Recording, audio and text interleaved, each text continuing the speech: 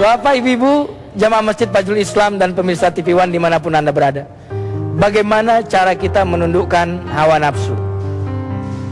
Hawa nafsu itu ibarat koreng. Ibarat koreng. Koreng itu kalau gatel, kalau digaruk semakin apa? Semakin gatel. Supaya tidak gatel, selain diobati, digaruk terus atau berhenti menggaruk? Berhenti menggaruk. Hawa nafsu juga demikian. Jika dituruti hawa nafsu itu, bukan semakin mengecil, tetapi semakin tidak ada puas-puasnya. Makanya kita perlu lihat tuh ibu-ibu kalau beli baju, itu karena kebutuhan atau karena nafsu? Karena nafsu atau karena kebutuhan?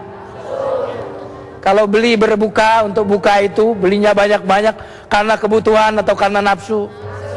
Kalau demikian sudah puasa belum kita? Pemirsa TV One dan jamaah Masjid Fajrul Islam yang dimuliakan Allah, hawa nafsu juga seperti bayi yang masih menetes di ibunya itu. Kalau sudah 2 tahun, aturan Islam dia disapih. Itulah cara kita untuk memberhentikan anak ini dari menyusu kepada ibunya. Memang di awal kita menyapinya, anaknya bagaimana rasanya? Rewel, berat, nangis, meronta-ronta. Kadang kita tidak tega melihatnya.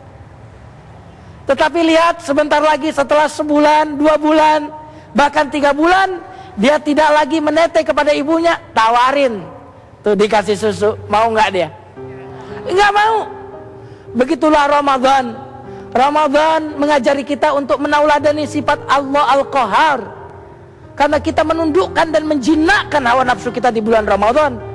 Sehingga bila sebulan ini kita jinakkan hawa nafsu kita, nanti setelah Ramadan kita tambah jinakkan dengan 6 hari Syawal, Senin, Kemis, dan puasa-puasa yang lainnya. Ibu-ibu akan pasti senang karena mendapatkan suami-suami yang setia. Mau punya suami yang setia? Suruh mengaji, membahas nama Allah Al-Qahar. Pemirsa TV One dan jamaah Masjid Fajrul Islam yang dimuliakan Allah, tidak ada satupun di muka bumi ini yang tidak tunduk kepada Allah. Tidak ada makhluk Allah yang besar, yang kecil, yang nampak, yang tidak nampak, kecuali tunduk kepada Allah. Lalu jika semua ciptaan Allah selain kita tunduk dan tidak pernah bermaksiat, apakah kita tidak malu karena kita menjadi satu-satunya makhluk yang tidak tunduk kepada Allah Subhanahu wa Ta'ala? Dengan memahami Allah Al-Qahar, kita menjadi tunduk dan patuh kepada Allah, bukan terpaksa, tetapi kita memilih untuk tunduk kepada Allah. Nampak yang tidak nampak, kecuali tunduk kepada Allah. Lalu jika semua ciptaan Allah selain kita tunduk dan tidak pernah bermaksiat, apakah kita tidak malu karena kita menjadi satu-satunya makhluk yang tidak tunduk kepada Allah Subhanahu wa Ta'ala? Dengan memahami Allah Al-Qahar, kita menjadi tunduk dan patuh kepada Allah, bukan terpaksa, tetapi kita memilih untuk tunduk kepada Allah Subhanahu wa Ta'ala. Dan itulah yang membuat kita dinamai Al-Islam, yang artinya nurut, pasrah kepada Allah. Dan satu contoh yang sangat luar biasa tentang ketundukan kepada Allah adalah kekasih Allah Nabiullah Ibrahim alaihis salam. Lihat, karena beliau betul-betul memahami Allah Al-Qahar, dia pun pasrah dan tunduk kepada Allah dengan sangat cinta, patuh tunduk kepada Allah. Ketika Allah Subhanahu wa Ta'ala memerintahkan kepada Ibrahim lewat mimpi, apa perintahnya ibu-ibu?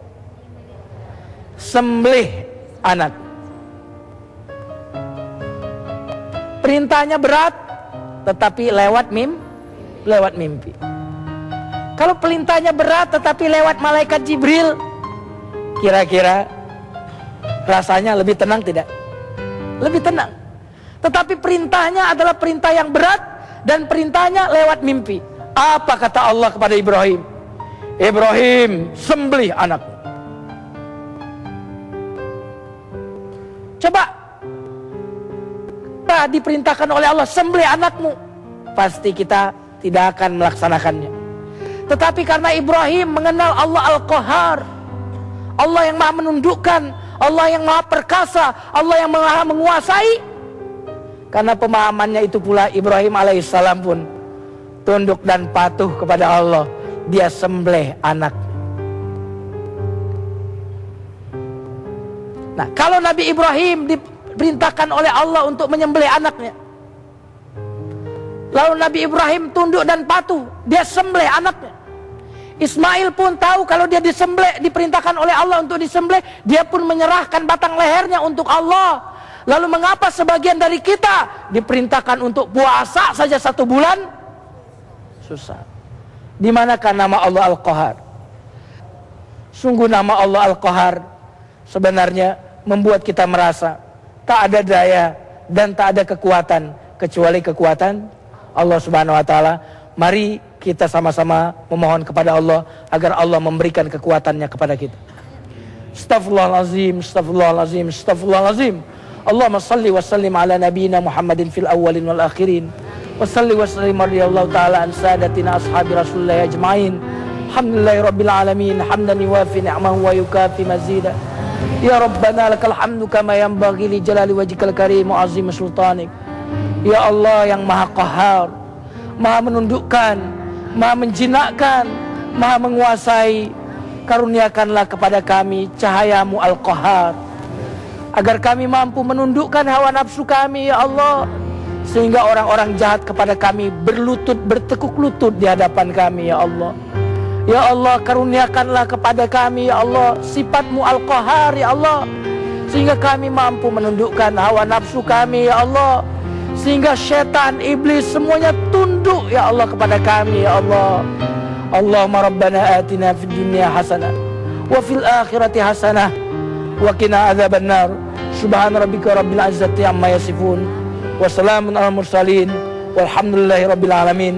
Selamat menundukkan hawa nafsu dan selamat menundukkan setan, dan kita akan berjumpa pada nama-nama Allah yang indah berikutnya. Wassalamualaikum warahmatullahi wabarakatuh.